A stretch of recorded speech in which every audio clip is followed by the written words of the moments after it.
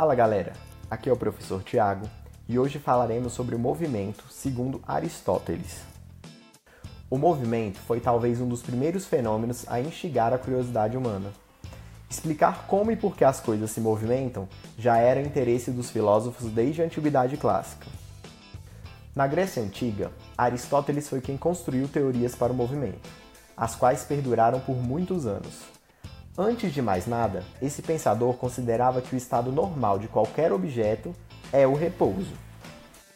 Isso significa que um objeto em movimento obrigatoriamente está submetido a uma força que o acompanha e o impede de ficar parado.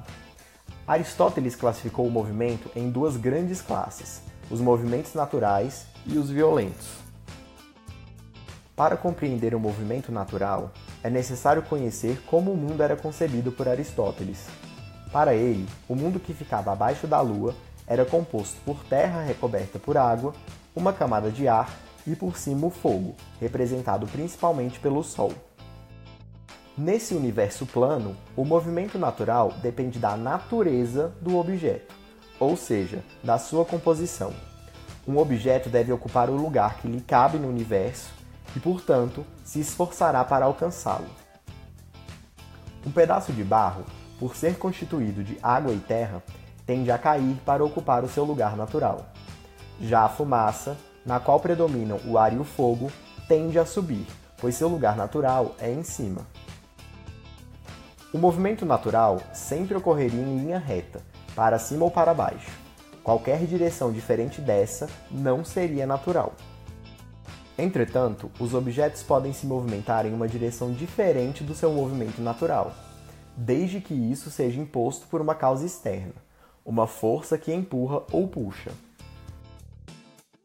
Esse movimento obrigado por uma força é chamado de violento porque viola a tendência natural dos objetos de ocupar o lugar apropriado na natureza. Independentemente do tipo de movimento, ele só pode ser mantido por uma força. Caso contrário, o objeto seguirá para o repouso em seu lugar natural, e assim o movimento cessará.